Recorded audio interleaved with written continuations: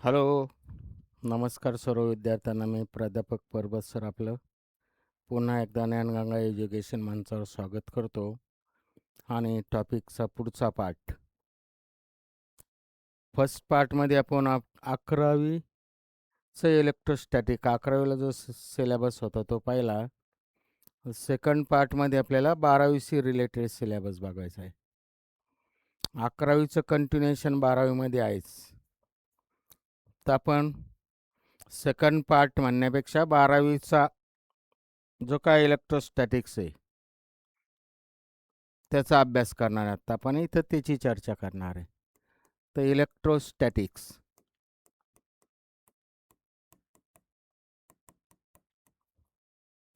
11वी आणि 12वी पुढे कंटिन्युएशनच आहे. त्यामुळे 11वीचं इथं संपलं आणि 12वी इथं सुरू झाला असं फार भाग नसतो. 11वीचा सर्व अभ्यासक्रम लागणारच आहे आपल्याला इथं. तर इलेक्ट्रोस्टॅटिक्समध्ये आपण 11वीच्या याच्यामध्ये हे पाहिलं की कोणताही पॉईंट चार्ज घेतला, पॉईंट चार्ज प्लस का मायनस घेतो पण त्यानुसार point charge, point electric charge plus Q घेतला, मी पॉझिटिव्ह चार्ज घेतला, तो त्याच्या बाजूला इलेक्ट्रिक फील्ड तयार करतो. दॅट पॉईंट चार्ज त्याच्या बाजूचं जे स्पेस आहे तिथं त्याची इलेक्ट्रिक फील्ड येते. तर समजा त्याची इलेक्ट्रिक फील्ड असे इथपर्यंत आहे, पूर्ण स्पेसमध्ये असते, 3 डायमेन्शनल. तर मी इथं म्हणजे इथं इलेक्ट्रिक फील्ड आली त्याची, ह्या रिजनमध्ये इलेक्ट्रिक फील्ड आली. तो दुसरा टेस्ट चार्ज आणला आपण, काहीतरी टेस्ट चार्ज इथं आणला, समजा दुसरा टेस्ट चार्ज मी बाहेरनं इथं कुठंतरी फील्डच्या रिजनमध्ये आणला, ह्या पॉईंट पी पाशी ठेवला, इथं पी म्हणा किंवा सी पॉईंट म्हणतो, आर अंतरावर इथं आणून ठेवला. तर काय होणार आहे, test charge that is always unit positive charge असतो, एक एकक positive charge, plus plus repulsion होणार आहे. आणि हा टेस्ट चार्ज ह्या डायरेक्शननी बाहेरच्या डायरेक्शननी इकडं अपोजिट डायरेक्शननी मूव्ह होणार आहे. इलेक्ट्रिक फील्डमध्ये चाललं आहे सगळं, कुठंही नाही. तर ह्या टेस्ट चार्जवर जो काय इलेक्ट्रिक फील्ड, ह्या प्लस चार्ज क्यूची जी काय इलेक्ट्रिक फील्ड आहे तिची वेक्टर फॉर्ममध्ये किंवा त्याचा जो काय फोर्स आहे ह्या डायरेक्शनने ॲक्ट होईल. तो जो काय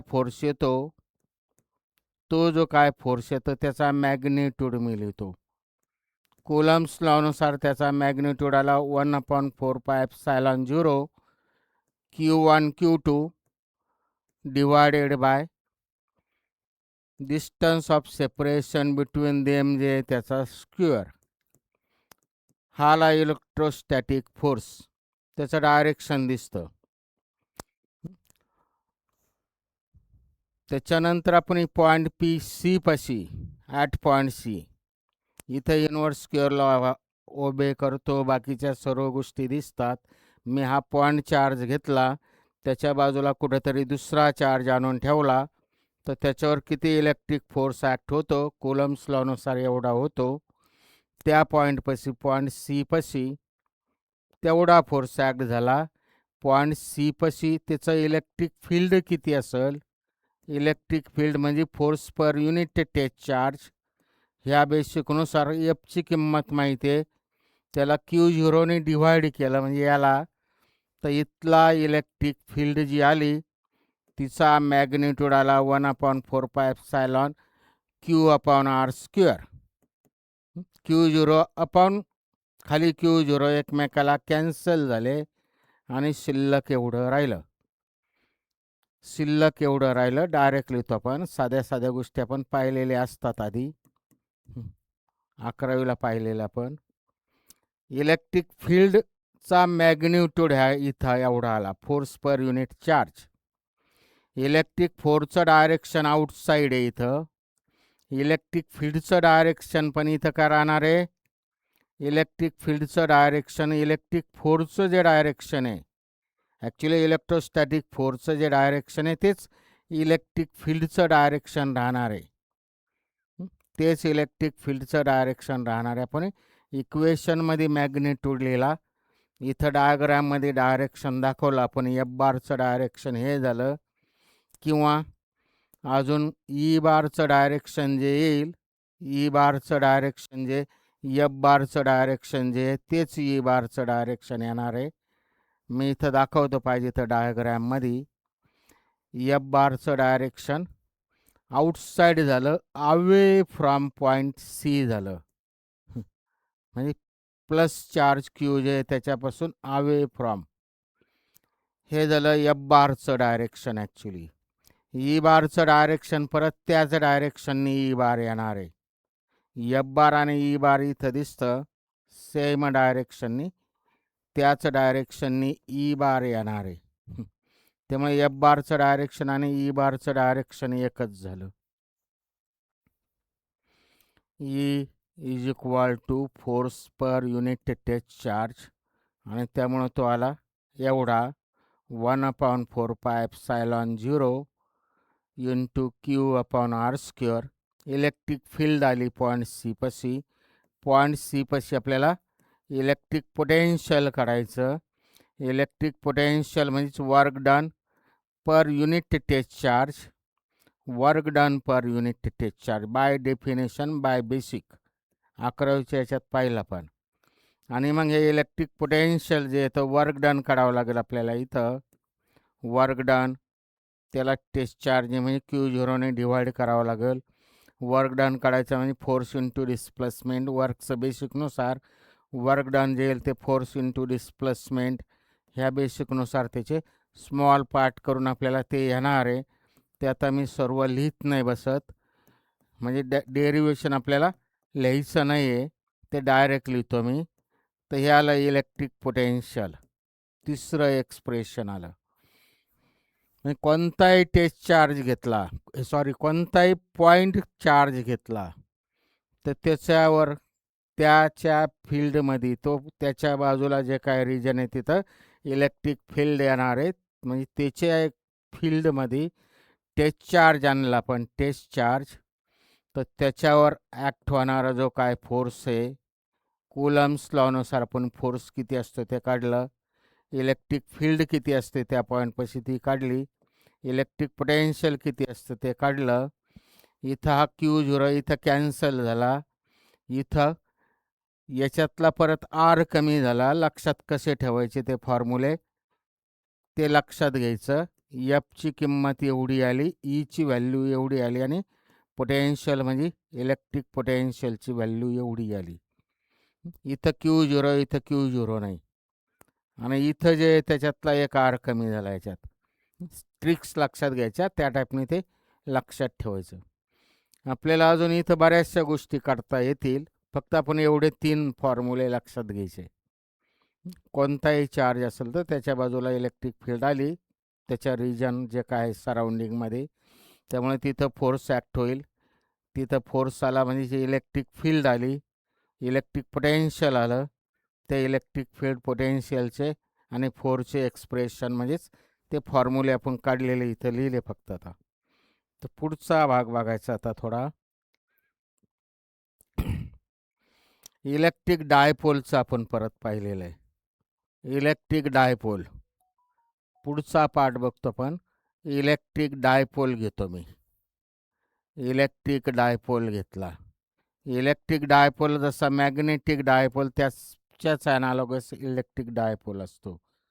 म्हणजे two equal and opposite charges, two equal आणि अपोजिट चार्जेस म्हणजे इक्वल मॅग्नेट्यूडच्या आणि अपोजिट असणारे, म्हणजे एक प्लस आणि एक minus, separated by some finite distance. दोघांमधला डिस्टन्स टॉईस एल घेतला आपण, तर ते जे काय तयार होतं that is called electric dipole. Magnetic dipole सारखंच.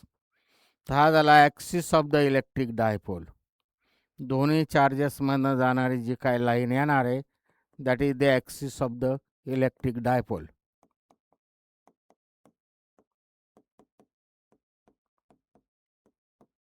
हा ॲक्सिस झाला. त्याला लंब असणारी आणि त्याच्या सेंट्रल पॉईंटमधून जाणारी जे काय येणार आहे लाईन ते होईल त्याचा equator. Equator of the electric dipole हा इक्वेटर होईल.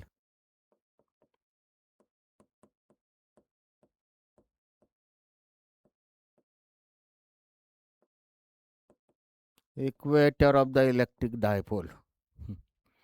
तर आपल्याला ॲक्सियल पॉईंटला त्या मगाच्या आता सेम बेसिकनुसार आपल्या ॲक्सियल पॉईंटला म्हणजे ह्या ॲक्सिसवर कुठंतरी आर डिस्टन्सवर ॲट पॉईंट सी. ॲक्सियल पॉईंटला मी ॲक्सियल पॉईंट मला इथं कुठेही घेता येईल. तर मी इथं ॲक्सियल पॉईंट घेतला ॲट त्या पॉईंटला सी म्हणलं, which is at a distance R from the centre of the dipole. Small R म्हणलं, सेंटरपासून हे डिस्टन्स आहे स्मॉल आर म्हणलं. डायपोलची लेंथ हे टॉईस येल आहे, टॉईस येल आहे. त्यामुळे हे सेंटर टू हा पाहिल प्लस क्यू चार्ज ते यल होईल आणि centre to minus Q charge जे आहे ते डिस्टन्स परत यल होईल. इकडचं डिस्टन्स परत टोटल डिस्टन्स टॉईस यल आहे. इलेक्ट्रिक डायपोल जे आहे ते separated by the distance twice L. त्यामुळं हे टोटल टॉईस यल असेल तर हे ह्या बाजूची लेंथ जी आहे ती यल होईल आणि त्या बाजूची लेंथ जी आहे ती यल होईल सेंटरपासून. तर नीट आता फक्त आपल्याला ॲक्सियल पॉईंटला इथं इलेक्ट्रिक फील्ड किती येते, electric field and axial point ते काढायचं आहे. नंतर इक्वेटोरियल पॉईंटला काढायचं आणि नंतर मग पुढं आपल्याला बाकीच्या गोष्टी काढायच्या. तर electric field at axial point त्याला मी पाहिजे तर ई प्लस क्यू किंवा E1 म्हणतो मी.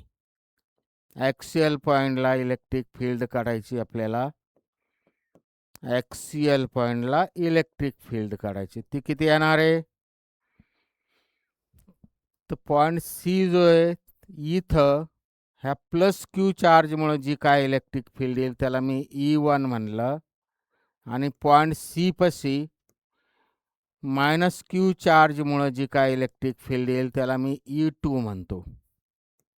म्हणजे आपल्याला E1 आणि E2 काढावं लागेल. म्हणजे electric field at point C due to plus Q आणि E2 म्हणजेच electric field at point C due to minus Q. बेसिकनुसार किती येतं इलेक्ट्रिक फील्ड 1/4πε0 मग अशी इक्वेशन 2 जे लिहिलं होतं ते इंटू क्यू अपॉन दोघांमधलं डिस्टन्स ऑफ सेपरेशनचा स्क्वेअर.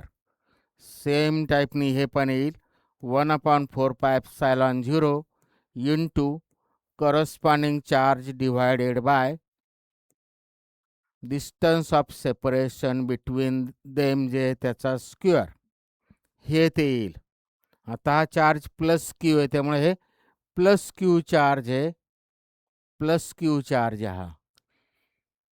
त्यामुळे तो चार्ज जो आहे तो प्लस क्यू आहे, हा जो चार्ज हा मायनस क्यू आहे.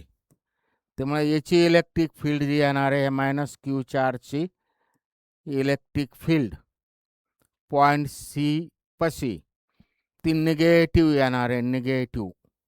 हे प्लस क्यू असल्यामुळे ती पॉझिटिव्ह झाली. हा E2 जे आहे ते मायनस होणार आहे, मायनस क्यूची corresponding charge plus Q, corresponding charge minus Q.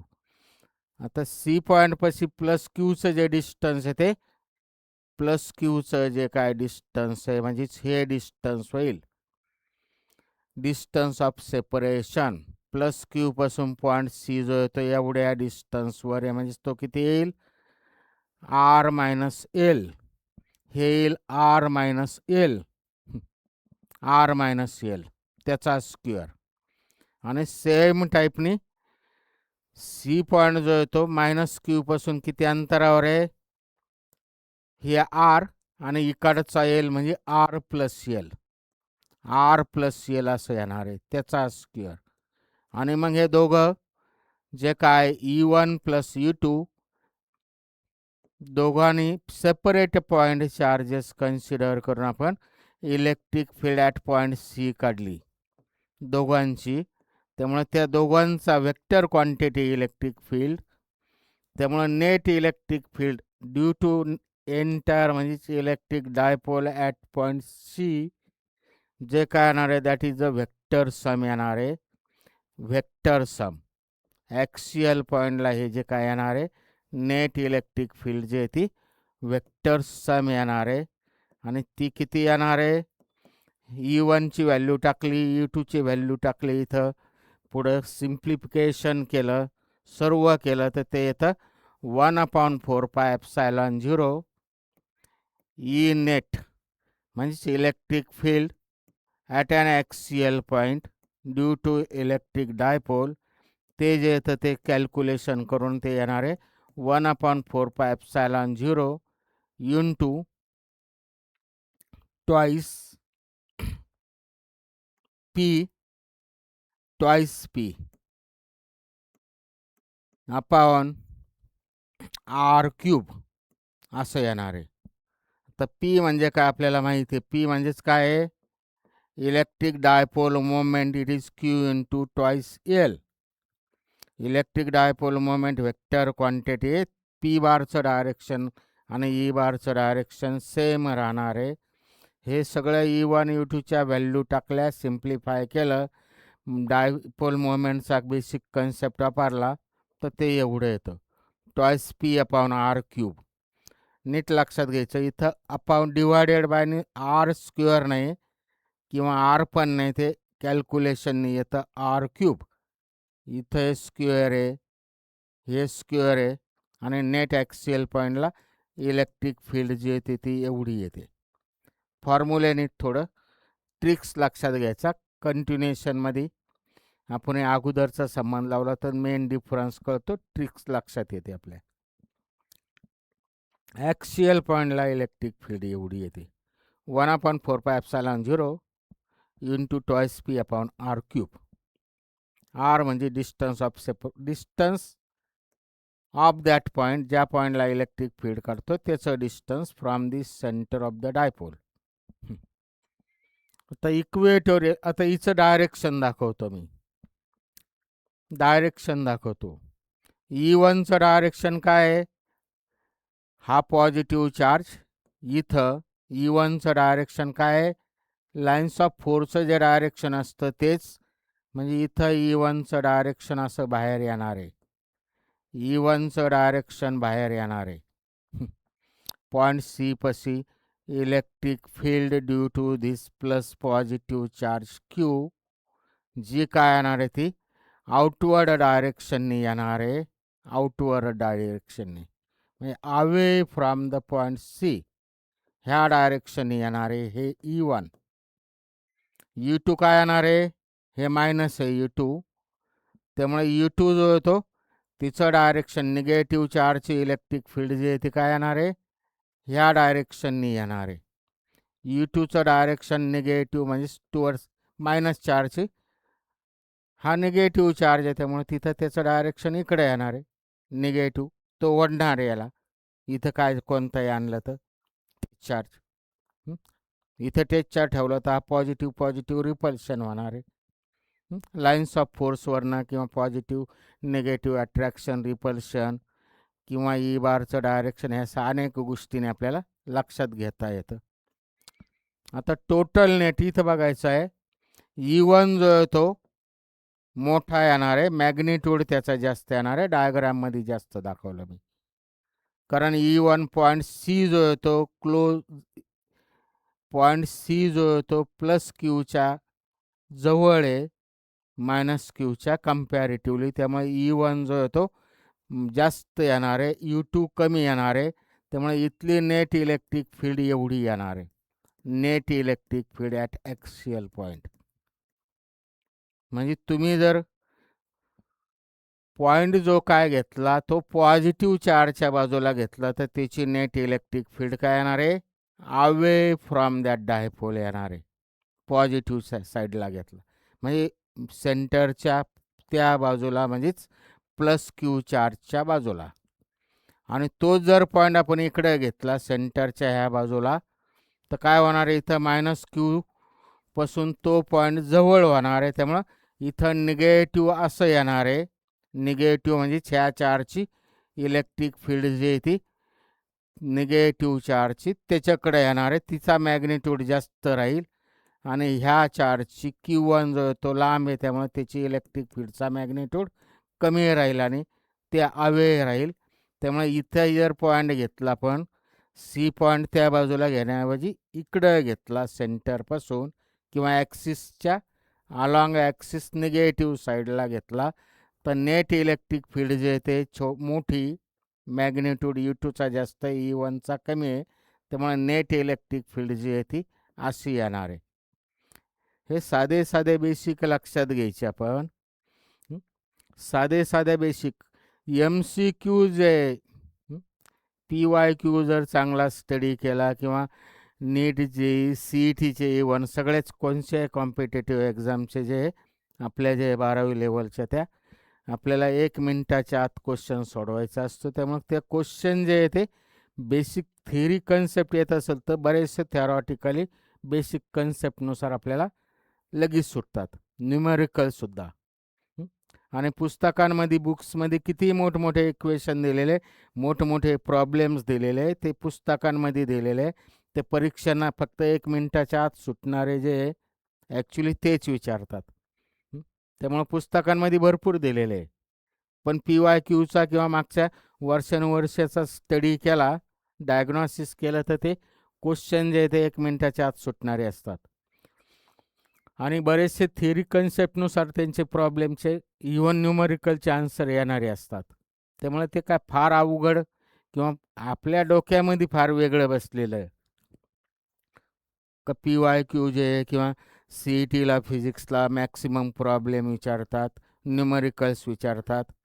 त्याच्यातले निम्मे न्यूमरिकल्स हे बेसिक कन्सेप्टनुसार डायरेक्ट थिअरी वापरून न्यूमरिकल सुटत असतात.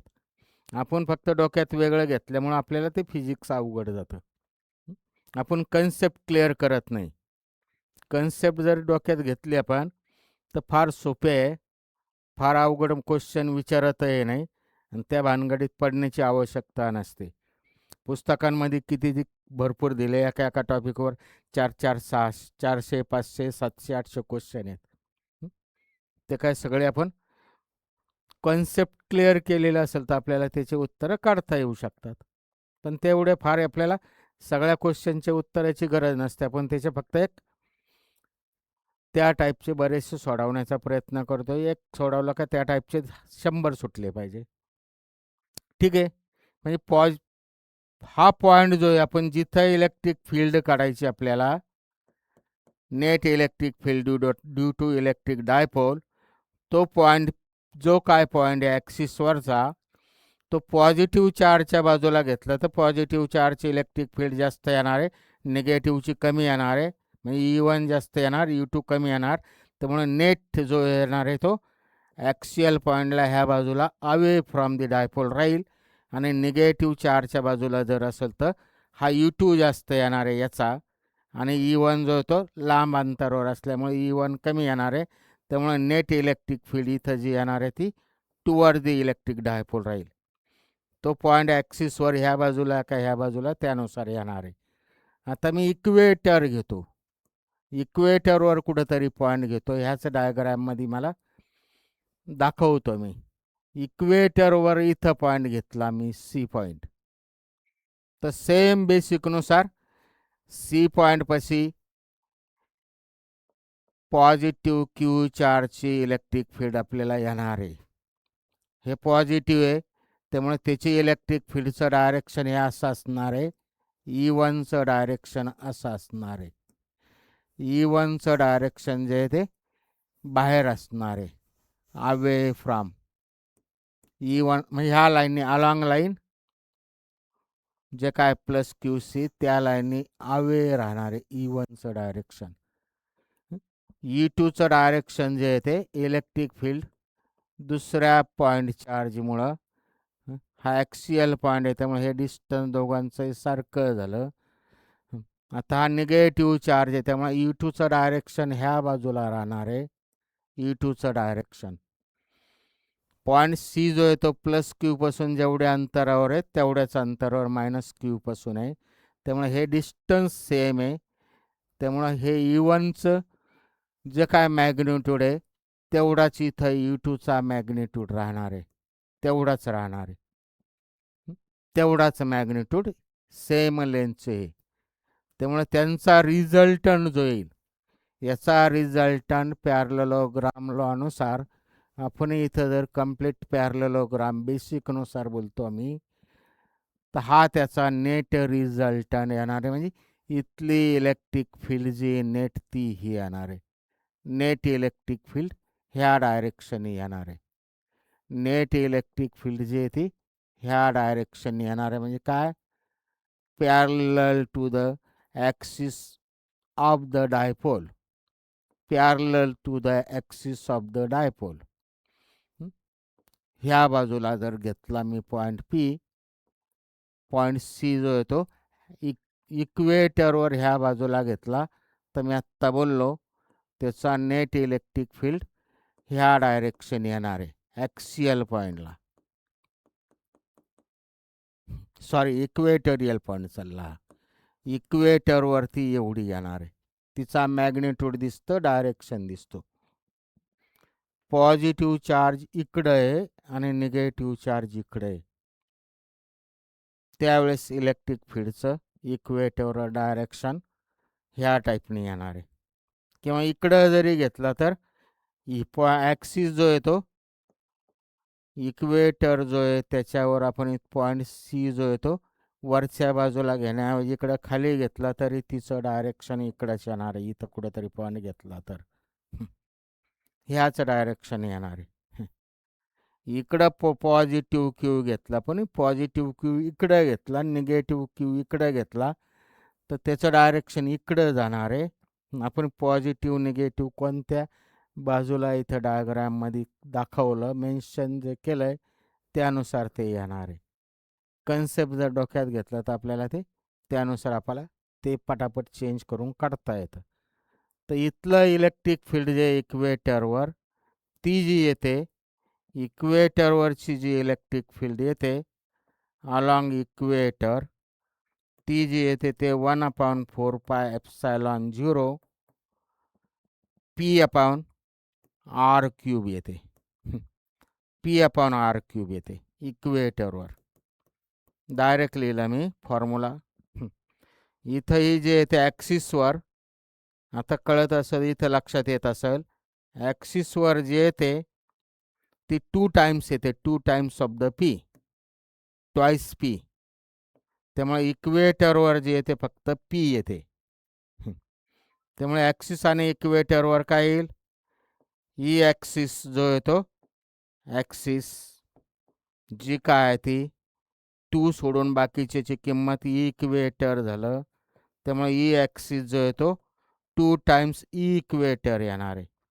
एवढ्याची व्हॅल्यू मी इक्वेटर ही टाकली तर ते ॲक्सिसवर जी येते ती इक्वेटरवर त्या दोघांमधलं रिलेशन हे आलं.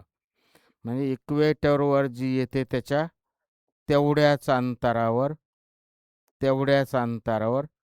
ॲक्सिसवर जर पॉईंट घेतला तर त्याच्या डबल होईल.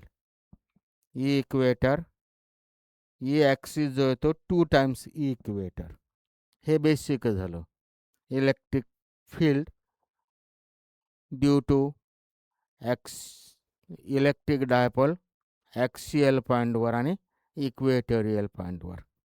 हे आपण सर्व थोडं बारीक व्यवस्थित बघतो कारण मॅग्नेटिझमचं त्याच टाईपने येणार आहे. मॅग्नेटिझमचं त्याच टाईपने येणार आहे.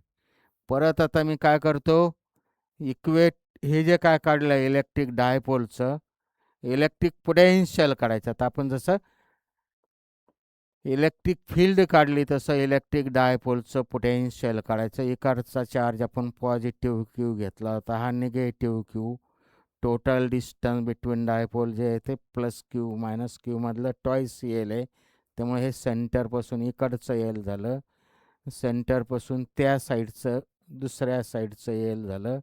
आता मला कुठंतरी पॉईंट घेतो मी, कुठंतरी पॉईंट घेतो, ॲक्सिसवर नाही घेताना इक्वेटरवर नाही घेत, आर्बिटरी पॉईंट इथं कुठंतरी घेतो, आर्बिटरी पॉईंट. तर ह्या पॉईंटपाशी आपल्याला इलेक्ट्रिक पोटेन्शियल किती येतं ते काढायचं. ह्या पॉईंटपाशी इलेक्ट्रिक पोटेन्शियल किती येतं at any arbitrary point. Electric potential जे येतं डायरेक्ट लिहितो मी आता, डायरेक्ट लिहितो. मग ह्या पॉईंटपाशी पॉईंट सी पाशी पॉझिटिव्ह चार्जचं इलेक्ट्रिक पोटेन्शियल येईल, किंवा लिहितो मी पॉईंट सी पाशी पॉझिटिव्ह चार्ज प्लस क्यूचा, त्याला V1 म्हणतो मी. ते किती येईल बाय बेसिकनुसार 1/4πε0 इलेक्ट्रिक पोटेन्शियल जे काढलं होतं आपण सिंगल पॉईंट चार्ज, पॉझिटिव्ह चार्जचं बाजूच्या पॉईंटपाशी इलेक्ट्रिक फील्ड काढलं होतं, इलेक्ट्रिक पोटेन्शियल, त्या बेसिकनुसार ते जे आलं ते क्यू अपॉन दोघांमधला डिस्टन्स,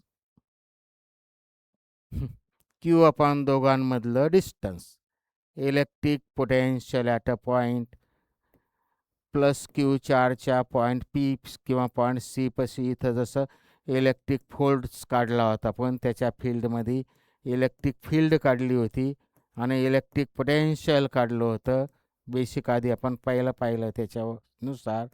तर इथलं इलेक्ट्रिक पोटेन्शियल किती येतं, work done per unit test charge, आणि ते किती येतं 1/4πε0 क्यू, जो काय चार्ज येतो हे जे येतं ते परत मी लिहितो 1/4πε0 Q0, इथं Q0 ठेवला तर Q0 अपॉन आर स्क्वेअर, इथं Q0 निघून गेला, हे आर स्क्वेअर आलं, आणि इथं अजून एक आर निघून गेला, म्हणजेच हे इलेक्ट्रिक फील्डमध्ये इलेक्ट्रिक फील्ड आली 1/4πε0 क्यू अपॉन आर स्क्वेअर, आणि इलेक्ट्रिक पोटेन्शियल आलं 1/4πε0 इंटू क्यू अपॉन आर. तर ह्या बेसिकनुसार याचं electric potential at point C जे येईल ते क्यू अपॉन आर होईल. आर म्हणजे याचं डिस्टन्स, समजा याला R1 म्हणलं तर हे झालं R1. सेम टाईपनी पॉईंट सी पाशी याचं इलेक्ट्रिक पोटेन्शियल त्याला V2 म्हणलं 1/4πε0 into Q upon R2. R2 याला म्हणलं R2 ह्या डिस्टन्सला, distance of point C from minus Q. आणि मग हे पोटेन्शियल एक स्केलर क्वांटिटी आहे, त्यामुळे resultant potential at point P, इथं पॉईंट सी म्हणलं मी, पीच्या ऐवजी पी इलेक्ट्रिक डायपोल मोमेंटला पण पी म्हणणार आहे, त्यामुळे मी त्या पॉईंटला सी पॉईंट म्हणलं. तर नेट इलेक्ट्रिक पोटेन्शियल जे येणार आहे ते अल्जेब्रिक सम येणार आहे, इथं वेक्टर सम नाही, अल्जेब्रिक सम, म्हणजे जे काय पोटेन्शियल स्केलर क्वांटिटी. तर हे V1 जो आहे तो पॉझिटिव्ह चार्ज आहे, त्यामुळे त्याचं पोटेन्शियल पॉझिटिव्ह येणार आहे. V2 जे आहे ते निगेटिव्ह चार्ज आहे, त्यामुळे हा मायनस क्यू, आणि त्यामुळे त्याचं नेट पोटेन्शियल V2चं पोटेन्शियल मायनस येणार आहे, आणि त्यामुळे दोघांची अल्जेब्रिक सम, ती व्हॅल्यू टाकल्यास सिम्प्लिफाय केलं, व्हॅल्यू टाकून ते सिम्प्लिफाय केलं तर ते जे येतं net electric potential at any arbitrary point ते येतं 1/4πε0 क्यू. आता ते पीमध्ये परत मागाच्यासारखं ते जे येतं ते P cos theta divided by R square, R square एवढं येतं, आर स्क्वेअर येतं. हे R1 R2 येतं, हे नेट जे आहे ते पुढे सिम्प्लिफाय होऊन ते आर स्क्वेअर येतं. तर आर स्क्वेअर म्हणजे इथला आर म्हणजे हे distance, distance of the point C from the centre of the dipole. तर हे नेट इलेक्ट्रिक पोटेन्शियल येतं. हे मुद्दाम आधीचं मी V1 V2 मागाशी लिहिलं, E1 E2, तसं इथं V1 E2 मुद्दाम लिहिलं. आपल्याला त्या गोष्टी माहिती पाहिजे, त्याच्यावरनं पुढचं येत असतं, किंवा त्याच्यावरनं पुढं आपल्याला मॅग्नेटिझमचं बघायचं आहे. तर नेट इलेक्ट्रिक पोटेन्शियल तेवढं येतं. आता हा थिटा जो आहे तो अँगल, हा अँगल झाला खरा. पी म्हणजेच इलेक्ट्रिक डायपोल मोमेंट झाली, मगाच्या सारखीच Q इंटू ट्वाईस एल. तर तो जर ॲक्सिसवर पॉईंट घेतला, ॲक्सिसवर इलेक्ट्रिक पोटेन्शियल ॲट ॲक्सिस किती होईल? ॲक्सिसवर इकडं जर पॉईंट घेतला, आर्बिटरी पॉईंटला काढला मी, ॲक्सिसवर घेतला तर थिटा 0 होईल, कॉस 0 1 येतं. त्यामुळे ॲक्सिसवर पॉईंट घेतला तर ते किती आलं? 1/4 pi epsilon 0 P into cos 0ची व्हॅल्यू 1 झाली. ॲक्सिसवर जर पॉईंट घेतला तर थिटा किती झालं? थिटा जो येतो ॲक्सिसवर थिटा किती होईल? 0 डिग्री होईल ॲक्सिसवर. ॲक्सियल पॉईंट जर घेतलं तर थिटा 0 होईल. त्यामुळे कॉस 0ची व्हॅल्यू 1 झाली, कॉस 0 1 झाला. त्यामुळे ते एवढं आलं ॲक्सिसवर जर घेतलं तर. आणि तो जर पॉईंट इक्वेटरवर घेतला, इक्वेटर, तर किती येणार आहे? थिटा जो येतो 90 डिग्री आणि कॉस 90 इक्वेटरवर. इथं कंसात लिहायची गरज नाही, ब्रॅकेटमध्ये इथं मी लिहिलंच ॲक्सिस आणि इक्वेटर. तो जर पॉईंट इक्वेटरवर घेतला तर कॉस 0 किती होईल? सॉरी, कॉस इक्वेटर म्हणजे अँगल 90, कॉस 90 0. त्यामुळे हे इंटू 0 म्हणजे टोटल 0 झालं. इक्वेटरवर कुठेही पॉईंट घेतला पण तर इलेक्ट्रिक पोटेन्शियल कुठेही घेतला इकडे इक्वेटरवर पॉईंट, तर इलेक्ट्रिक पोटेन्शियल जे ते हा पॉईंट जो इक्वेटरवर घेतला तर तो मायनस क्यू आणि प्लस क्यूपासून सारख्या अंतरावर असेल. आणि प्लस क्यूचं इलेक्ट्रिक पोटेन्शियल जे येतं ते प्लस येतं आणि मायनस क्यूचं जे इलेक्ट्रिक पोटेन्शियल येतं ते मायनस. त्यामुळं पॉईंट जो येतो सारख्या अंतरावर असल्यामुळं एकाचं +5 आलं तर दुसऱ्याचं -5 आणि त्यामुळं नेट जे आहे ते 0 होईल. कुठेही पॉईंट घेतला इक्वेटरवर तर तो दोन्ही चार्जेसपासून प्लस क्यू आणि मायनस क्यूपासून सारख्या अंतरावर राहील आणि प्लसचं पोटेन्शियल प्लस असतं, मायनसचं निगेटिव्ह असतं. त्यामुळं दोघं एकमेकाला कॅन्सल होऊन नील होईल टोटल, म्हणजे इक्वेटरवर इलेक्ट्रिक पोटेन्शियल 0 येणार आहे. आता ॲक्सिसवर परत मगाच्या सारखं बेसिकनुसार ॲक्सिसियल पॉईंट जो ॲक्सिसवरचा पॉईंट जर मी इथं घेतला म्हणजे पॉझिटिव्ह चार्जच्या बाजूला, तर पॉझिटिव्ह चार्जपासून तो जवळ होईल. त्यामुळे त्याचं नेट जे आहे ते V1 जास्त असेल, V2 जास्त असेल, त्यामुळे त्याचं नेट जे आहे ते पॉझिटिव्ह येईल.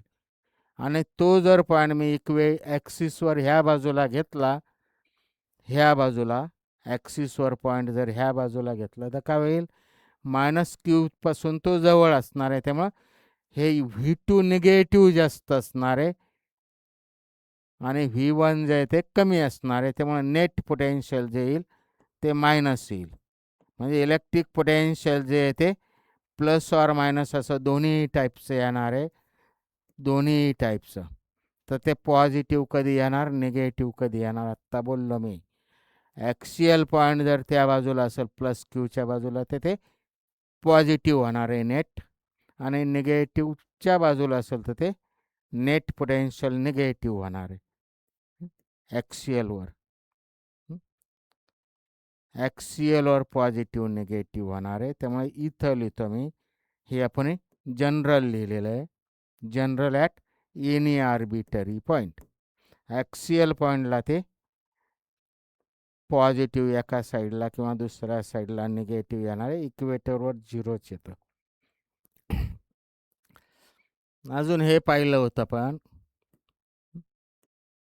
युनिफॉर्म इलेक्ट्रिक फील्डमध्ये, युनिफॉर्म इलेक्ट्रिक फील्ड मी घेतली समजा ह्या डायरेक्शननी, युनिफॉर्म एक्सटर्नल इलेक्ट्रिक फील्ड घेतली मी, ती एक लाईननी दाखवा नाही तर 4 लाईननी इक्विडिस्टन्सवर सेम लेंथच्या जर लाईन सेगमेंट काढल्या having arrow along one side, तर ती electric field, uniform electric field अशी दाखवतात. आपण पाहिलं सारख्या अंतरावर आणि सारख्या लेंथच्या लाईन सेगमेंट, 2 काढा नाही तर 3 काढा नाही तर कितीही काढा नाही तर एक जरी काढली तरी चालेल. तर इलेक्ट्रिक फील्ड त्या डायरेक्शने एक्सटर्नल युनिफॉर्म इलेक्ट्रिक फील्ड आहे.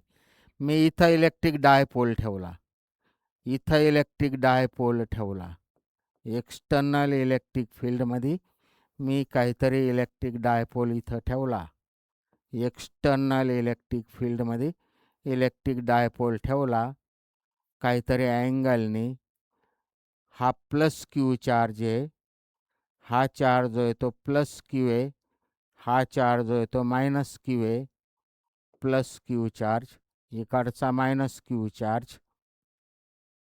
तर त्याची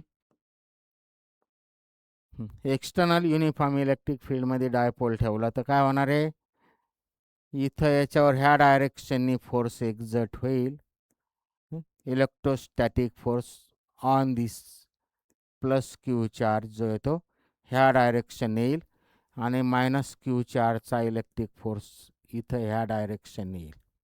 इथला इलेक्ट्रिक फोर्स जो येतो किती येतो, इलेक्ट्रिक फोर्स म्हणजे इलेक्ट्रिक फील्ड बरोबर force per unit test charge म्हणजेच इलेक्ट्रिक फोर्स जो येणार आहे तो किती येणार आहे, ई इंटू क्यू.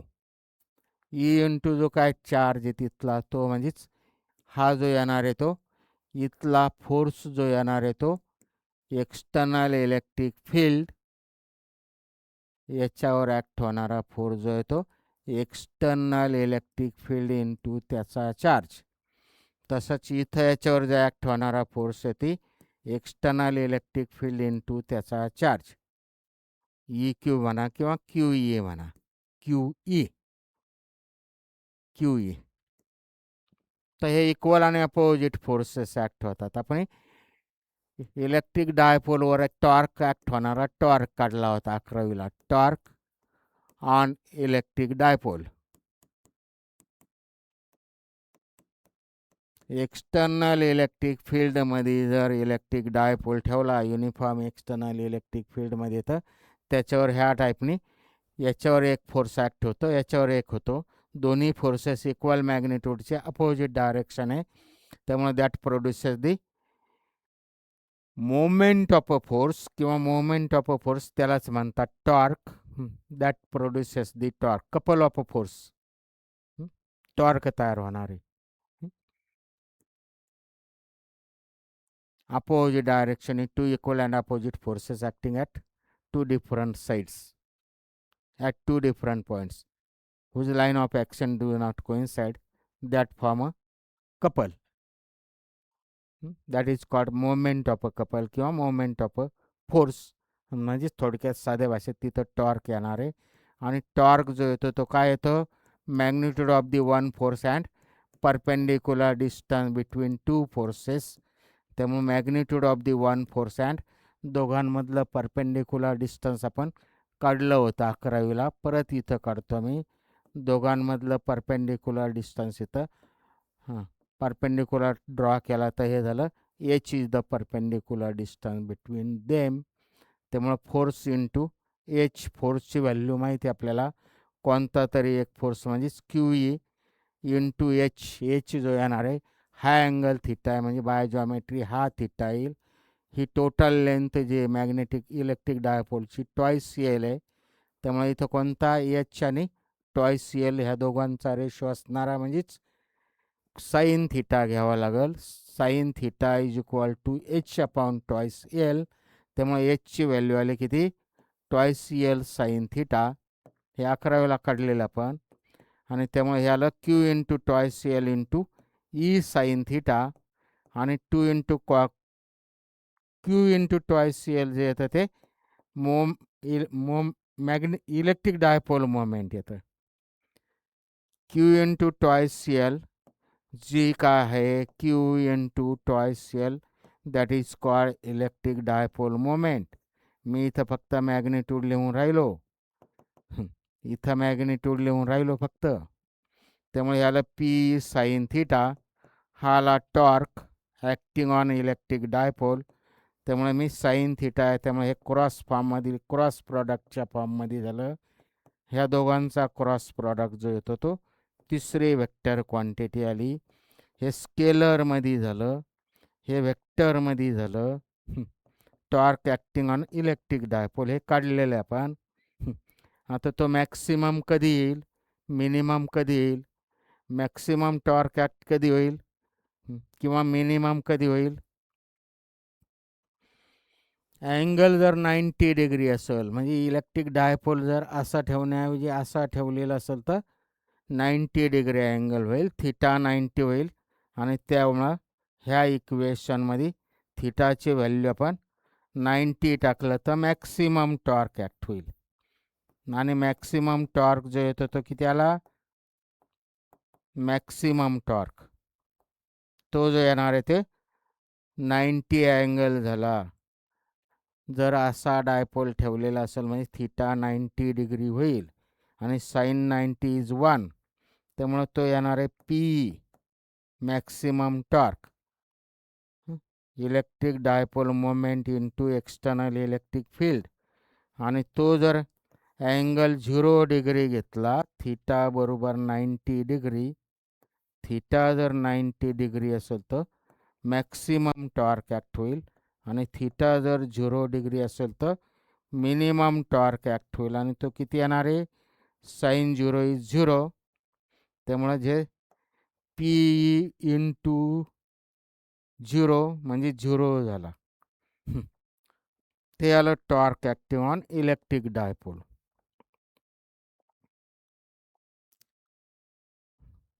पुढचं बघायचं परत आता सेम टाईपने वर्क करायचं. वर्क म्हणजेच potential energy, work done. External युनिफॉर्ममध्ये इलेक्ट्रिक डायपोल ठेवला, मगाचाच युनिफॉर्म एक्सटर्नल इलेक्ट्रिक फील्डमध्ये मी इलेक्ट्रिक डायपोल ठेवला, तर मगाच्या बेसिकनुसारच याच्यावर ॲक्ट होणारा फोर्स आला, याच्यावर ॲक्ट होणारा फोर्स आला, हा मायनस क्यू, हा प्लस क्यू, हे टॉयस एल, बाकीचं आता दाखवत नाही बसत. इथं ह्या डायरेक्शननी, तेवढाच अपोजिट डायरेक्शननी, त्यामुळे इथं ह्या इलेक्ट्रिक डायपोल जो येतो त्याच्यावर टॉर्क ॲक्ट होईल.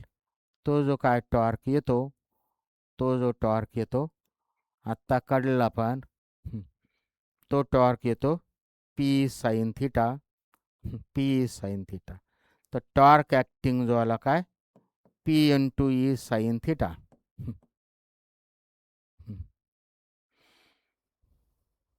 तर हा जो काय हा टॉर्क ॲक्ट होत असतो. तर नीट ऐकायचं, टॉर्क ॲक्ट होत असतो. तर वर्क डनचा अर्थ, आता वर्क डन म्हणजे काय, फोर्स इंटू डिस्प्लेसमेंट, लिनियर मोशनमधलं work done, force into displacement. तसं अँग्युलरमधलं वर्क डन फोर्सच्या ॲनालॉगस टॉर्क येईल आणि अँग्युलर डिस्प्लेसमेंट म्हणजे डी थिटा येईल. त्यामुळे हा जर डायपोल मी इथं ठेवला एक्सटर्नल इलेक्ट्रिक फील्डमध्ये आणि तो रोटेट केला कुठून, from angle 0 theta 0 to theta, theta 0 to theta म्हणजे थोडक्यात त्याला रोटेट केलं मी, theta 0 to theta.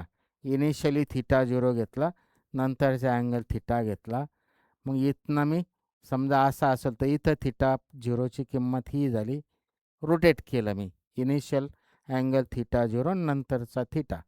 External uniform electric फील्डमध्ये जर इलेक्ट्रिक डायपोल रोटेट केला तर तिथं काय होणार आहे, तिथं फोर्स आला म्हणजे टॉर्क आला करस्पॉन्डिंग, याच्या करस्पॉन्डिंग काहीतरी डिस्प्लेसमेंट आले अँग्युलर, त्यामुळे तिथलं वर्क डन जे होईल, तिथलं वर्क डन जे येईल ते किती येणार आहे, तिथलं वर्क डन काढतोय मी, ते किती येणार आहे, ते जे वर्क डन येणार आहे, वर्क डन परत त्याच बेसिकनुसार वर्क डन किती आलं, ते करस्पॉन्डिंग लिनियरमधला एफ इंटू डी एक्स त्या टाईपनी एफच्या करस्पॉन्डिंग टो झाला आणि लिनियरच्या करस्पॉन्डिंग हे झालं, दाखवलं मी.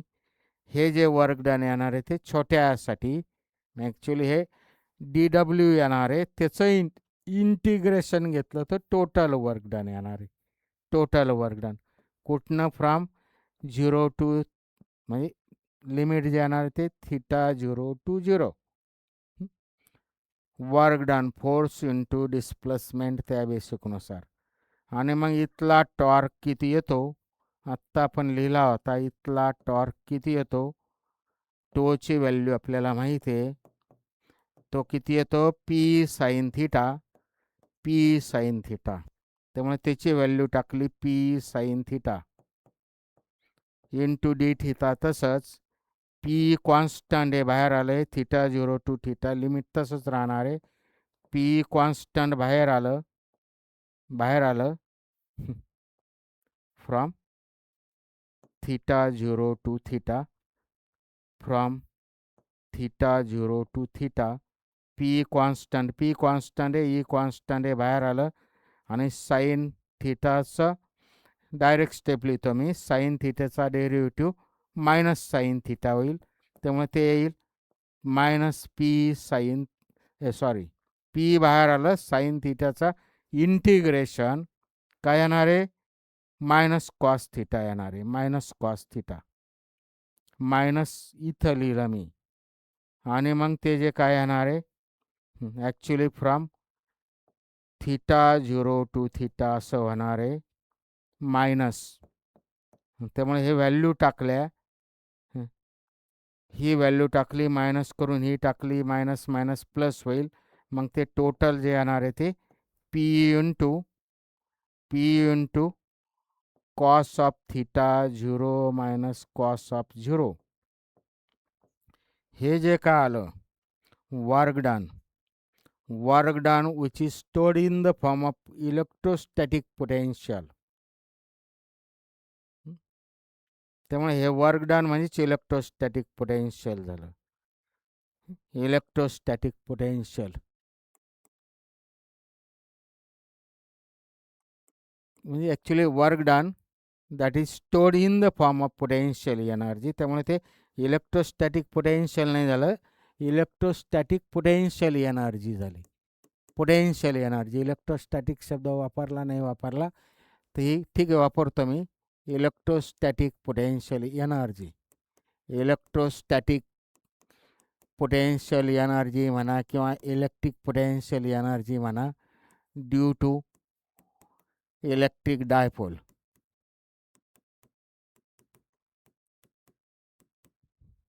इलेक्ट्रिक डायपोल ती जी आली ती किती आली, हे वर्क डन म्हणजेच इलेक्ट्रोस्टॅटिक पोटेन्शियल एनर्जी. हे यू नाही दाखवलं मी, पोटेन्शियल एनर्जी जी आहे ती मी यूनी दाखवतो. यूनी, व्ही नाही. हे यू म्हणजेच पोटेन्शियल एनर्जी. ती जी आली ती किती आली, इथं मायनस आलं होतं, पुढं जाऊन ते प्लस झालं. हे अप्पर लिमिट वजा लोअर लिमिटचं उलटं केलं, ते मायनस मायनस प्लस झालं, लोअर मायनस अप्पर.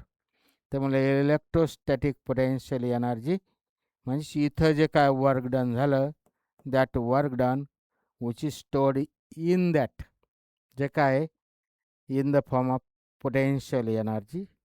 त्यामुळे हे इलेक्ट्रोस्टॅटिक पोटेन्शियल एनर्जी झाली. ठीक आहे, पुढचं बघायचं. हे आत्तापर्यंत जे काय पाहिलं आपण सगळं बेसिक बघतो आपण. पुढचं बघायचं आता मी. एक चार्ज घेतला काहीतरी, एक चार्ज घेतला, हा चार्ज घेतला मी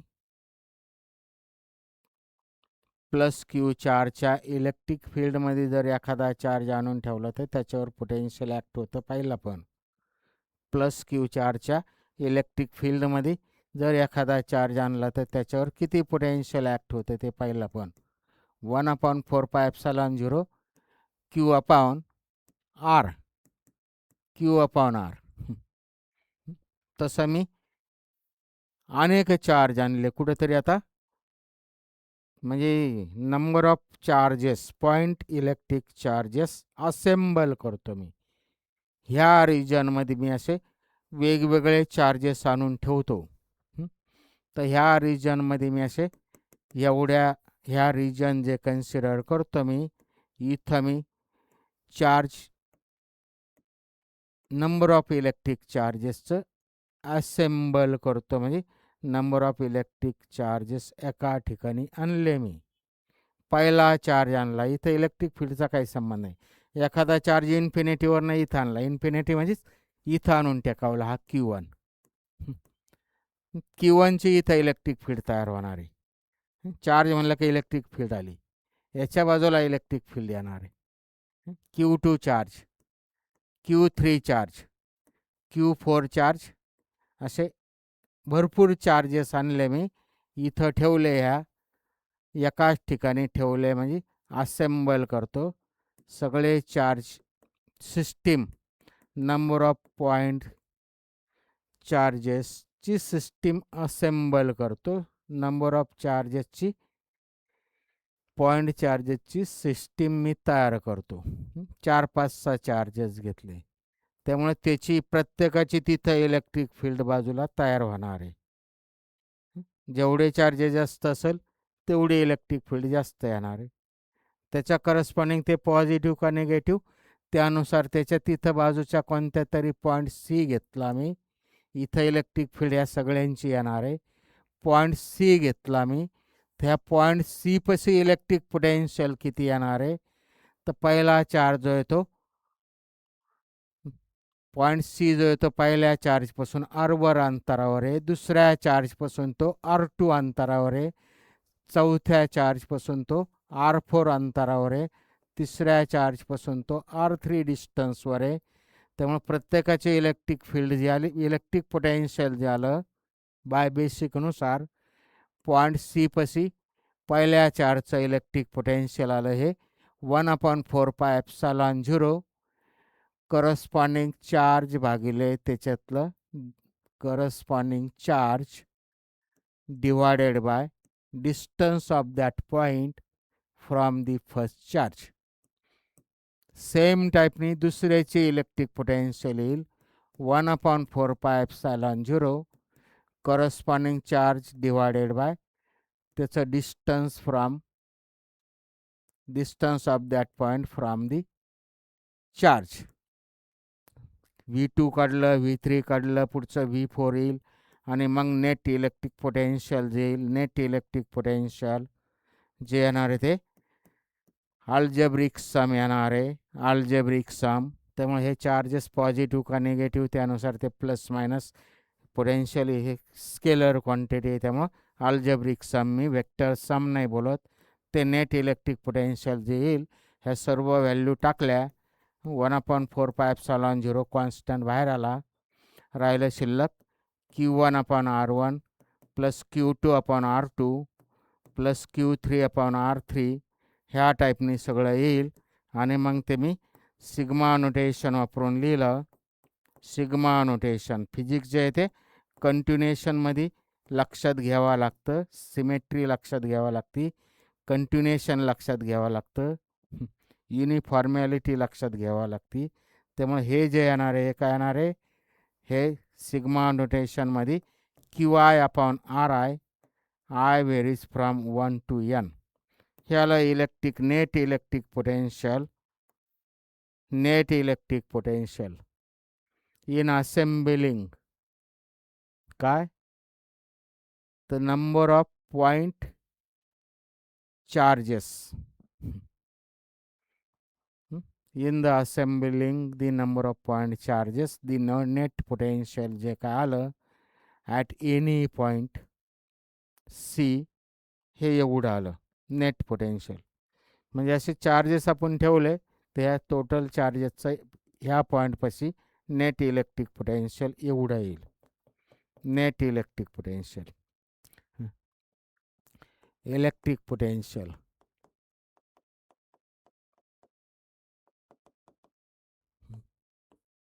of system of n point charges.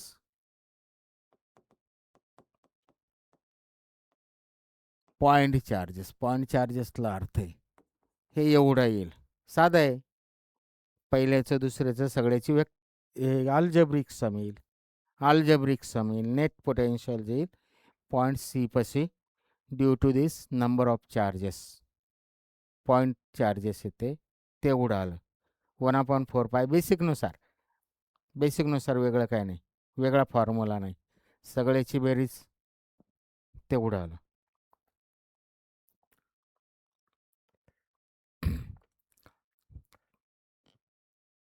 Potential आलं. आता वर्क डन लिहितो मी. वर्क डन म्हणजेच work done is always stored in the form of electric potential energy. त्यामुळे वर्क डन काढतो आपण, म्हणजेच इलेक्ट्रोस्टॅटिक पोटेन्शियल एनर्जी काढतो.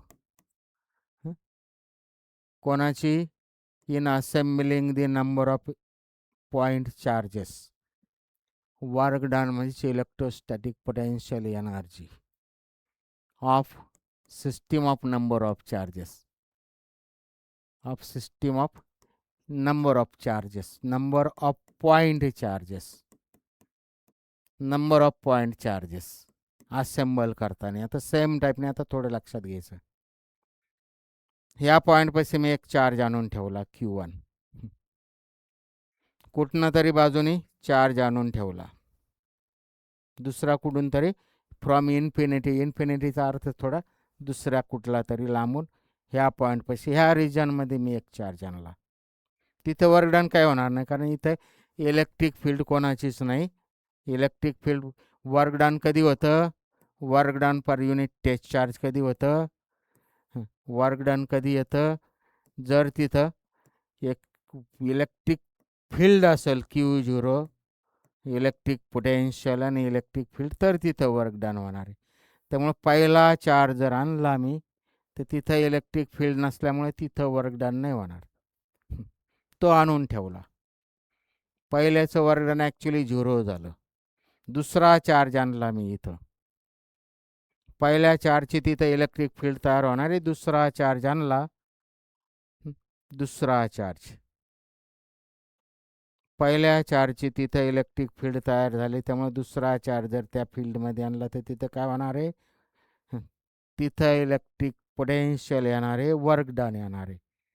तर त्यामुळे दुसरा चार्ज आणला मी, त्याचं वर्क डन येणार आहे. असे मी अनेक चार्जेस आणतो तिथं, अनेक चार्जेस आणून system of n particles, n number of point चार्जेसची सिस्टीम मी असेंबल करतो किंवा इथं जनरेट करतो.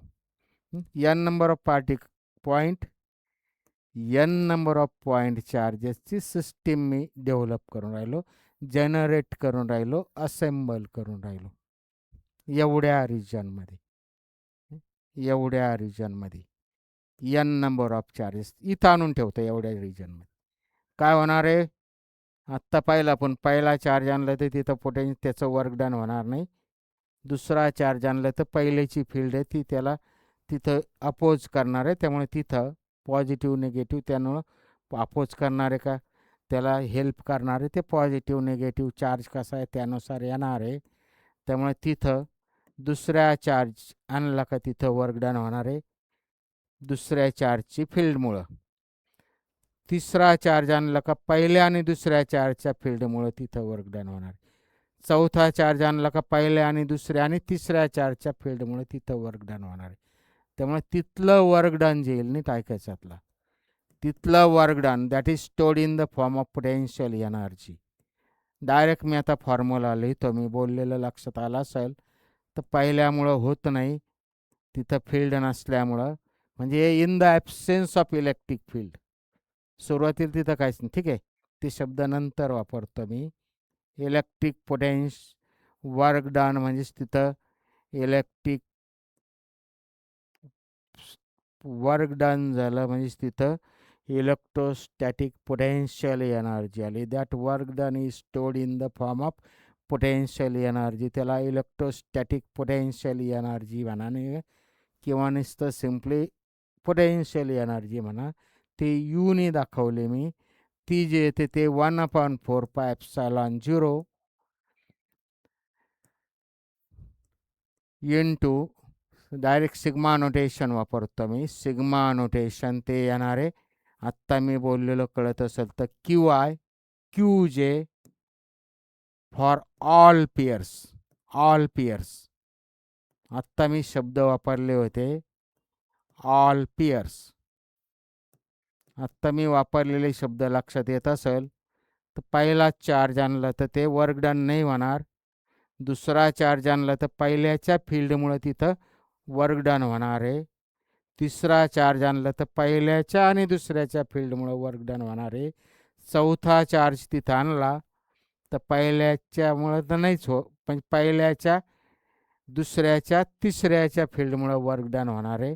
तर ह्या टाईपने ते total work done which is stored in the form of potential energy that is electrostatic potential. ते आलं in the absence of the external field. External field इथं ॲब्सेंट आहे. In absence of external electric field. In absence of external electric field ही पहिली case आली. आता same टाईपने मी इथं युनिफॉर्म एक्सटर्नल इलेक्ट्रिक फील्ड आहे असं मानलं मी. ह्या रिजनमध्ये इथं एक्सटर्नल युनिफॉर्म इलेक्ट्रिक फील्ड घेतले मी. आणि आता same system of number of part charge point चार्जेसची सिस्टीम मी तिथं जनरेट करतो, असेंबल करून राहिलो थोडक्यात सेम बेसिकनुसार. आता इथं काय येणार आहे, इथलं नीट ऐकायचं. आता इथलं वर्क डन म्हणजे इथली पोटेन्शियल एनर्जी जी येणार आहे ती जी येणार आहे नीट ऐकायचं. आता ती एवढं येणारच आहे आत्ता बोललेल्यानुसार 1/4πε0 summation of QI QJ for all pairs हे येणारच आहे फॉर ऑल पेयर्स. प्लस हा जो येणार आहे ह्या टर्म्स येणारच आहे सर्व टर्म्स. प्लस अजून काय येणार आहे इथं, अजून जे काय येणार आहेत अजून बऱ्याचशा टर्म्स येणार आहे. आणि ते कशाच्यामुळे येणार आहे, हे एक्सटर्नल इलेक्ट्रिक फील्ड असल्यामुळं, हे एक्सटर्नल इलेक्ट्रिक फील्ड असल्यामुळं बेसिक जर इलेक्ट्रिक पोटेन्शियल म्हणजे वर्क डन हे बेसिक जर कळत असेल तर एक्सटर्नल इलेक्ट्रिक फील्डमुळे जे काय वर्क डन होईल त्यानुसार परत मग त्याच्या करस्पॉन्डिंग पण पार्ट येणार आहे, त्याच्या करस्पॉन्डिंग पण टर्म येणार आहे. त्यामुळे इथलं वर्क डन जे येणार आहे ते म्हणजे पोटेन्शियल एनर्जी जी येणार आहे ती याच्यावरनं पहिल्याचं Q1V1 किंवा V1Q1 म्हणतो मी, plus V2Q2 plus V2Q2 plus plus plus plus असा n टाइम्स येणार आहे. तर हे एक्सटर्नल इलेक्ट्रिक फील्डमुळं प्रत्येकाचं इलेक्ट्रिक पोटेन्शियल जे वर्क डन येणार आहे ते पोटेन्शियल गुणुले चार्ज त्या बेसिकनुसार प्रत्येकाचं पोटेन्शियल जेवढे काय चार्जेस आणले तेवढ्या सगळ्यांच्या पोटेन्शियलची सम. हे एक्सटर्नल इलेक्ट्रिक फील्डमुळे हे एवढ्या टर्म येणारच आहे. आणि मग अशी बोललो का प्रत्येक चार्ज पॉईंट चार्ज आणून ठेवला का त्याची स्वतःची इलेक्ट्रिक फील्ड तिथं तयार होणार आहे, चार्ज पार्टिकल म्हणले इलेक्ट्रिक फील्ड. त्यामुळे इथं जसं आलं होतं त्या सगळ्या टर्म येणारच आहे. ते आलं वर्क डन, हे लक्षात घ्यायचं. तर वर्क डन पहिली केस झाली in absence of electric field आणि ही दुसरी झाली in presence of external uniform electric field. In presence of external uniform electric field. इथं electric field uniform electric field मी एक लाईननी दाखवली. पुढचं ऐकायचं आता, पुढचं गॉस थेरम. गाऊस थेरम आपण 11वीला थोडे त्याचं बेसिक पाहिलेलं आहे. तर कोणत्याही चार्जच्या कोणताही पॉईंट चार्ज घेतलं तर त्याची तिथं इलेक्ट्रिक फील्ड असणार आहे. त्या फील्डमध्ये जर आपण स्मॉल एरिया ठेवला तर त्या एरियातून number of lines of force ज्या काय पास होणार आहे. पॉझिटिव्ह चार्ज असेल तर बाहेर जाणार आहे, निगेटिव्ह चार्ज असेल हा निगेटिव्ह चार्जची फील्ड असेल तर आत येणार आहे. तर ज्या काय number of lines of force passing normally through small area in an electric field त्याला म्हणलेलं आपण इलेक्ट्रिक फ्लक्स. त्याला म्हणलेलं आहे इलेक्ट्रिक फ्लक्स. इलेक्ट्रिक फ्लक्स म्हणजे काय आपल्याला माहिती आहे, electric flux number of lines of force passing normally through small area. डी5 दाखवतो मी पाहिजे तर डायग्रॅमॅटिकली दाखवतो. अजून इथं एक्सटर्नल युनिफॉर्म इलेक्ट्रिक फील्ड घेतले मी ह्या डायरेक्शननी, तिथं मी एक स्मॉल एरिया असा ठेवला. स्मॉल एरिया जो आहे त्या एरियाला मी DS म्हणलं. स्मॉल एरिया एरिया मी असा ठेवलेला आहे, त्या फील्डला परपेंडिक्युलर नाही आहे, तो असा थोडा इन्क्लाइन ठेवलेला आहे. त्यामुळे मी एरियाला जे काय ठेवलं त्याच्या करस्पॉन्डिंग हा एरिया वेक्टर आला. एरिया वेक्टर म्हणजेच तो जो एरिया आहे त्याला परपेंडिक्युलर ड्रॉन केलेला. एरियाला जो परपेंडिक्युलर ड्रॉ करतो आपण तो वेक्टर फॉर्ममध्ये, म्हणजेच त्याला एरिया वेक्टर म्हणतात. त्यामुळे हा एरिया DS बार हा एरिया वेक्टर झाला. आणि इथं मी नुसतं DS लिहिलं म्हणजे हा स्मॉल एरिया झाला. Area vector is always perpendicular that area. तो एरिया वेक्टर इथं याला लंब ह्या डायरेक्शनने झाला. हा अँगल थिटा असेल तर इथं इलेक्ट्रिक फ्लक्स किती येतं, due to this electric flux through this small area किती येतं ते पाहिलं आपण 11वीला. ते येतं E bar dot DS bar. E bar dot DS bar electric field आणि एरिया वेक्टरचा तो डॉट प्रॉडक्ट आहे का, जे स्केलर क्वांटिटी आहे.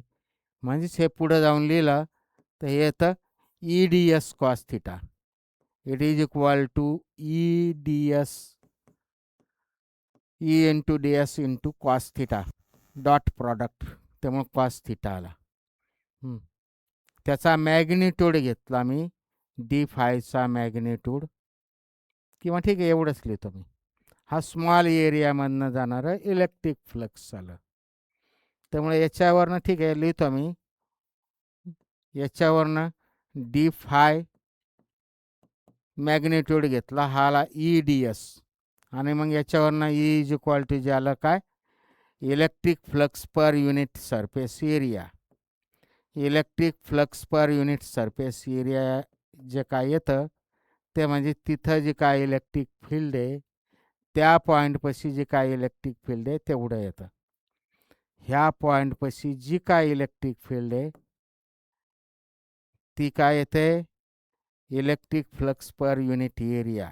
Electric flux per unit area हे एवढं येतं 11वीला पाहिलेलं. पण तर गॉस थेरम बघायचा आता आपल्याला. गॉस थेरम जे येते याच्या ॲनालॉगस, याच्या करस्पॉन्डिंग आता. अजून थोडं एक वाक्य बोलतो मी. हा स्मॉल एरिया जर 1 युनिट घेतला मी, स्मॉल एरिया जर 1 युनिट घेतला, if this small area is 1 unit, हा स्मॉल एरिया जो आहे तो 1 युनिट घेतला म्हणजे DS जर 1 एकक घेतला,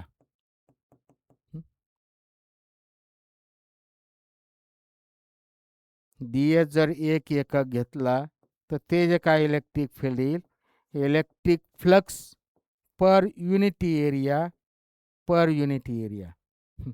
हे electric flux divided by area, किंवा हे 1 एकक एरिया घेतला electric flux per unit area, याला म्हणतात ॲक्च्युली फ्लक्स डेन्सिटी. ही फ्लक्स डेन्सिटी आली, फ्लक्स डेन्सिटी. तर इलेक्ट्रिक फ्लक्स डेन्सिटी. त्यामुळे इलेक्ट्रिक फ्लक्स डेन्सिटी जे काय येतं, electric field is equal to electric flux density, म्हणजेच electric flux density. Flux density जे येतं ते इलेक्ट्रिक फील्ड इतकं येतं. ह्या बेसिक गोष्टी मी बोलून राहिलो. आपल्याला बोलायलाच वेळ नाही, त्यामुळे बाकीच्या गोष्टी आम्ही लेक्चरमध्ये करणं आला म्हणजे टाळतो. बाकी गोष्टी आपल्याला हेच पटापट पुढं सरकायचं असतं. विषय समजून घेताना, फिजिक्स समजून घेताना कॉन्सन्ट्रेशन लागतं, आणि सिरियसली आणि कॉन्सन्ट्रेशननी कंटिन्युएशनमध्ये ते करावं लागतं. त्यामुळे बाकीच्या गोष्टी आम्ही त्या निग्लेक्ट करतो. ठीक आहे, बेसिक झालं इलेक्ट्रिक फ्लक्सचं. आता खरं आपल्याला गॉस थेरम बघायचा. Gauss theorem Gauss theorem. तर कोणताही चार्ज घेतला मी, आता चार्जेस घेतो मी, अनेक चार्जेस घेतो, नंबर ऑफ चार्जेस घेतो मी, काहीतरी charge, bunch of the charges घेतला मी, हे डिफरंट चार्जेस आहे, त्याच्यातले Q1 Q2 Q3 असे n नंबर ऑफ चार्जेस आहे. सम चार्जेस पॉझिटिव्ह असतील, सम निगेटिव्ह असतील, असे डिफरंट चार्जेस घेतले मी, काही पॉझिटिव्ह काही निगेटिव्ह. याला मी एनक्लोज्ड केलं, काहीतरी क्लोज सरफेसने एनक्लोज केलं, एनी टाईपचा close surface, not circle not ring, काहीतरी सरफेसमध्ये ते एनक्लोज केलं मी. थोडक्यात जे चार्ज आहे ते काहीतरी चार्जेसचं मी गाठोडं बांधलं किंवा पोत्यात भरले ते चार्जेस, असं समजा पाहिजे. तर ते गाठोडं जे काय वरचं कवरिंग आहे, that is called Gaussian surface, त्याला म्हणता गॉसियन सरफेस.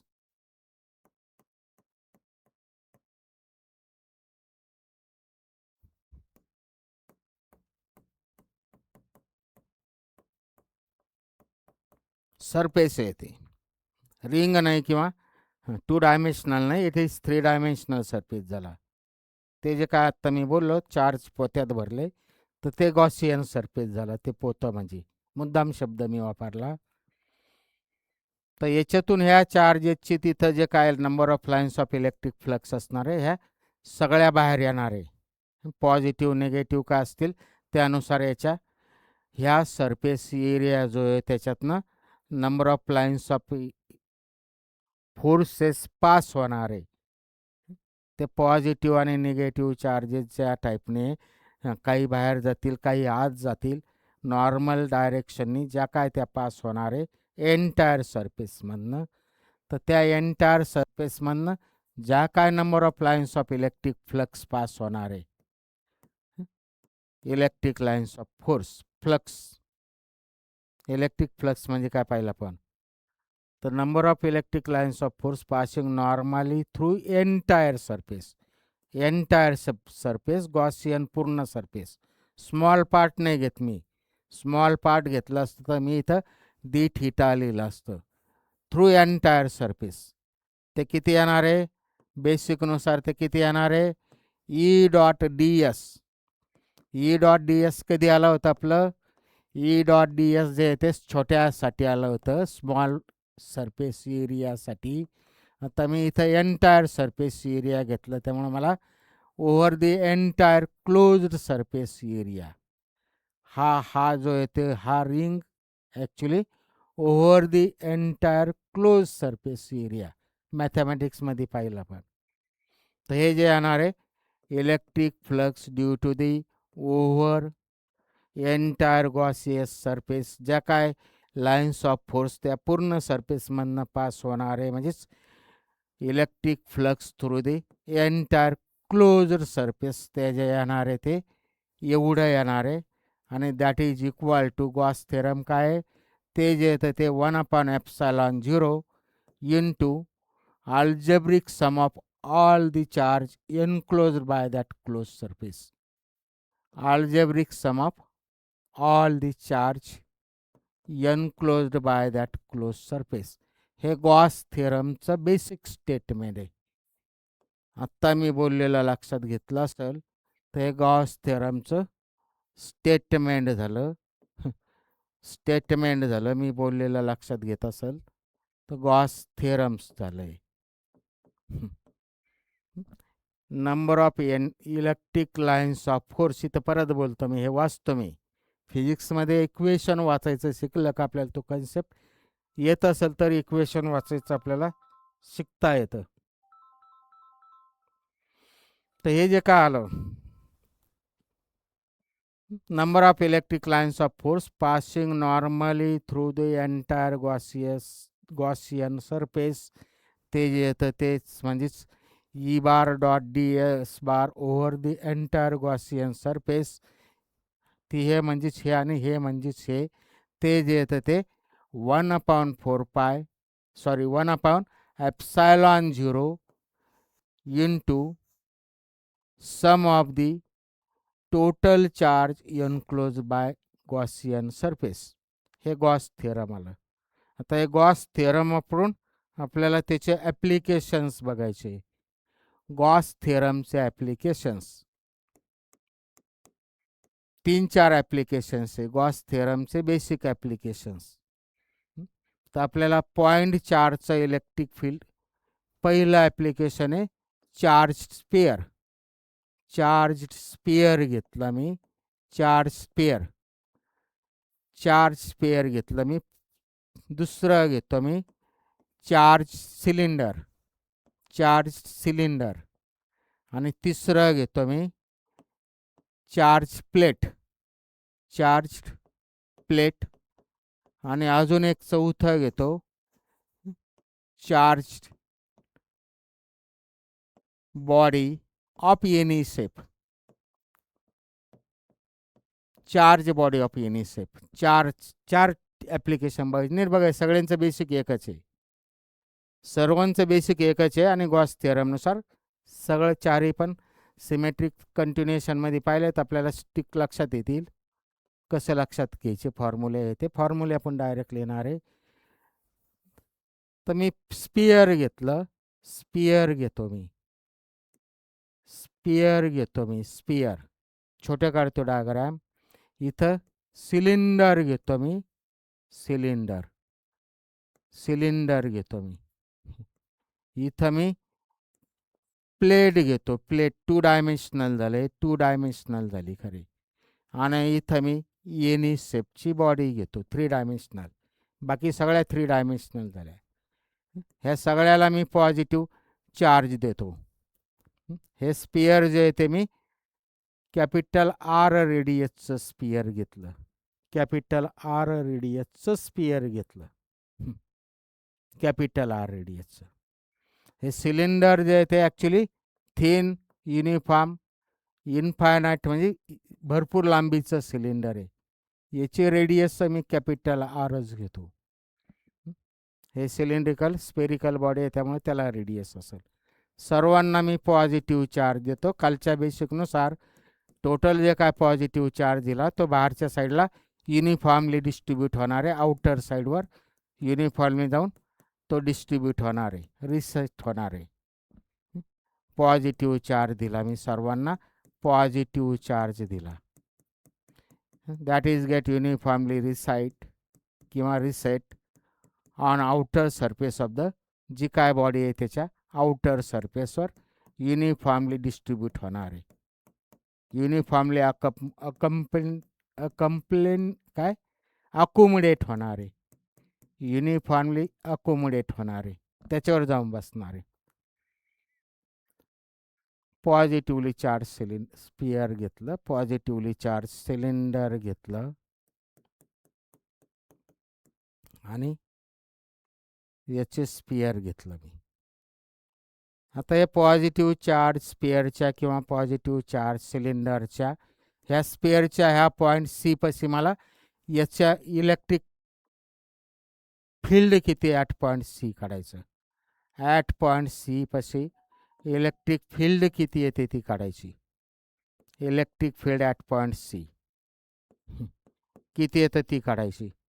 सेम टाईपने इथं कुठंतरी त्याच्याजवळ एक पॉईंट घेतला मी. At point C electric field किती येते ती काढायची. सेम टाईपने इथं कुठंतरी पॉईंट घेतला जवळ. त्या पॉईंटपाशी इलेक्ट्रिक फील्ड किती येते ती काढायची. चार्ज बॉडी आहे त्यामुळं त्याच्या बाजूला तिथं इलेक्ट्रिक फील्ड येणार आहे. त्यामुळे त्याच्या बाजूच्या जवळच्या पॉईंटपाशी इलेक्ट्रिक फील्ड किती आहे हे सर्वांच्या इलेक्ट्रिक फील्ड काढायच्या मला. इलेक्ट्रिक फील्ड ई सीचाच अर्थ ॲट पॉईंट सी. तर काय करायचं. गॉस थेरमचे ॲप्लिकेशन आहे. गॉस थेरमचे ॲप्लिकेशन्स येते.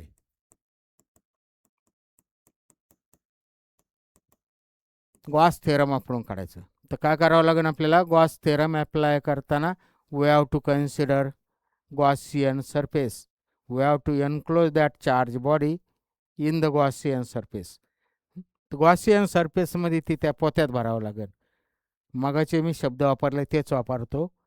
ती काहीतरी सरफेसमध्ये कन्सिडर करावं लागेल. 3 डायमेन्शनल क्लोज सरफेसमध्ये ती आपल्याला कन्सिडर करावं लागेल. तर हा पॉईंट सी पाशी आपल्याला इलेक्ट्रिक फील्ड काढायची. त्यामुळे पॉईंट सी मधून जाणारा एक क्लोज्ड गॉसियन सरफेस मी काढतो. सिमेट्रीसाठी कोणत्याही आकाराचं काढता येईल. तरी मी इथं कॉन्सन्ट्रिक सर्कल काढलं of the radius small R.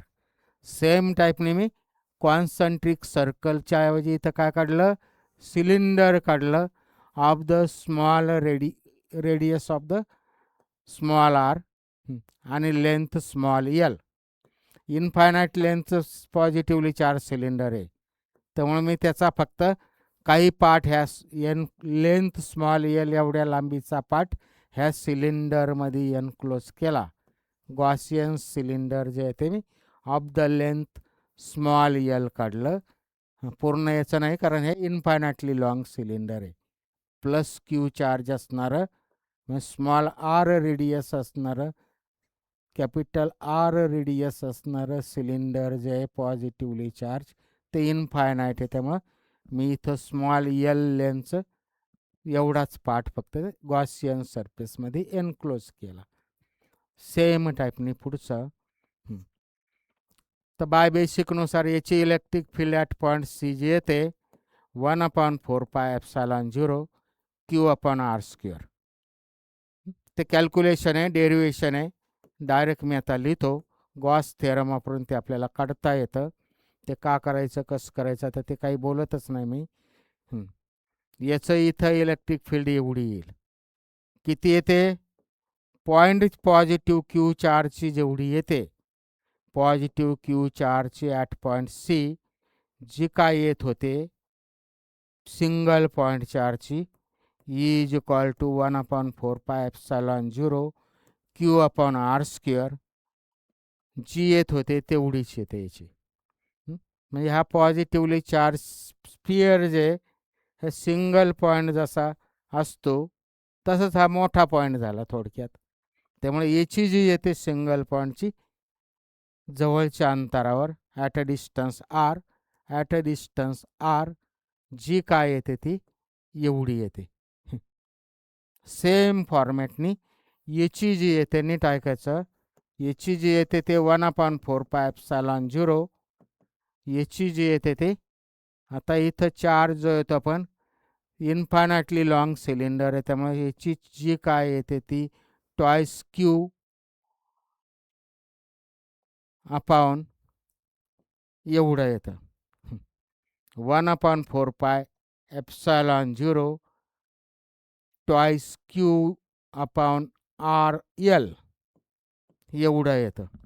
ह्या दोघांचं आधी आपण एक सगळं बेसिक बघू, नंतर पुढचं बघू. आता हे क्यू जो आहे हे लक्षात ठेवायचं आपण. हे क्यू जसं आलं हे ट्वाइस क्यू आलं आणि हे इन्फायनाटली लॉंग असल्यामुळे इथं r² आला, इथं आर आला, हे एल का आलं ते आपल्याला पुढचं बेसिक लक्षात घेतलं तर ते लक्षात येईल. आता मी sigma be the surface charge density म्हणलं, मग charge per unit surface area. कोणता? Charge per unit surface area ज्याच्यावर चार्ज आहे. आपण याच्यावर प्लस क्यू चार्ज दिलेले आहे. याच्यावर चार्ज जो आहे तो सगळ्यांवर प्लस क्यू दिलेला आहे. प्लस क्यू चार्ज दिलेला आहे, प्लस क्यू चार्ज दिलेला आहे, प्लस क्यू चार्ज दिलेला आहे, मायनस नाही. त्यामुळं चार्ज ज्याच्यावर दिला त्याचा सरफेस एरिया म्हणजे आतलं जे काय स्पेअर आहे त्याचा सरफेस एरिया, आणि that is 4πr². Corresponding r² येईल. 4π करस्पॉन्डिंग r². त्यामुळे क्यूची व्हॅल्यू इथं आली किती? Sigma into 4π capital r². याच्यावरनं क्यूची व्हॅल्यू काढले मी. हे आपल्याला साध्या साध्या गोष्टी, charge per unit surface area, area कोणाचा काय आपण काही डोक्यात घेत नाही. ज्याच्यावर चार्ज आहे त्याचा एरिया म्हणजे त्याचा एरिया येईल 4π हे आतल्याचा रेडियस स्क्वेअर कॅपिटल r². याच्यावरनं क्यूची व्हॅल्यू आली सिग्मा इंटू 4πr². क्यूची व्हॅल्यू याच्यावरनं टाकली ती आली सिग्मा इंटू 4π कॅपिटल r². बाकीचं आहे तसंच 1/4πε0. हे आलं इलेक्ट्रिक इंटेन्सिटी म्हणजेच इलेक्ट्रिक फील्ड. 4 पाय कॅन्सल झाले, 4 पाय कॅन्सल झाले, ते किती आलं? Sigma upon epsilon 0 capital R square upon small R square. त्यामुळे हे जे काय इलेक्ट्रिक फील्ड जी होती ती मी कशात लिहिली? इथं क्यूमध्ये होती, ती मी आता सिग्मामध्ये लिहिली. ती किती आली आत्ता पाहिलं आपण? 4 पाय कॅन्सल झालं, ते आलं सिग्मा अपॉन एप्सिलॉन 0 दिसतं मला, मी काढून राहिलो, into capital R square upon small R square. आत्ता जे काढलं होतं ते परत मी इथं लक्षात घेऊन लिहिलं. सेम टाईपने आता इथं याच्यावरचा चार्ज जो आहे इनफायनाईट लेंथ आहे, त्यामुळे त्याच्यावरचा चार्ज जो आहे तो चार्ज पर युनिट लेंथ, हा जो काय चार्ज पर युनिट लेंथ आहे हा त्याच्यावरचा चार्ज झाला, एक एकक लांबीवरचा चार्ज झाला. त्यामुळे याची सिग्मा बी टोटल चार्ज भाग डिवायडेड बाय जी काय सरफेस एरिया एवढा घेतलेला आहे, एवढा म्हणजे cross sectional area into length, cross sectional area sigma बी चार्ज पर युनिट लेंथ. पाहिजे तर याला मी अजून लिहितो, लॅम्बडा जो आहे तो चार्ज पर युनिट लेंथ, त्याला मी सरफेस चार्ज काय लिनियर चार्ज डेन्सिटी म्हणतो. त्यामुळे क्यूची व्हॅल्यू आली लॅम्बडा एल. त्यामुळे क्यूची व्हॅल्यू आली 4 सिग्मा म्हणजेच क्यू डिवायडेड बाय ज्याच्यावर चार्ज येतो, जे काय आपण कन्सिडर केलं तो म्हणजेच एवढा पार्ट, तेवढ्याचा surface area cross sectional area into length, cross sectional area एवढ्यातला तो येईल तो 2 pi cross sectional area, pi cross sectional area काय येईल? ॲक्च्युली याचा एरिया म्हणजे एवढ्या पार्टचा 2 पाय आर एल एवढे येणार आहे. आणि मग हे कॅन्सल झालं, आर कोणाचा येणार आहे? हा स्मॉल आर नाही, कॅपिटल आर राहील. It is 2 pi capital R into L, L L cancel झालं, सिग्माची किंमत आता ॲक्च्युली लॅम्बडा म्हणजेच काय आलं? लॅम्बडा म्हणजेच इथं काय आलं? चार्ज आला, चार्ज आला. हा लॅम्बडा म्हणजेच काय आला? लॅम्बडा इंटू एल म्हणजे ॲक्च्युली क्यू आला.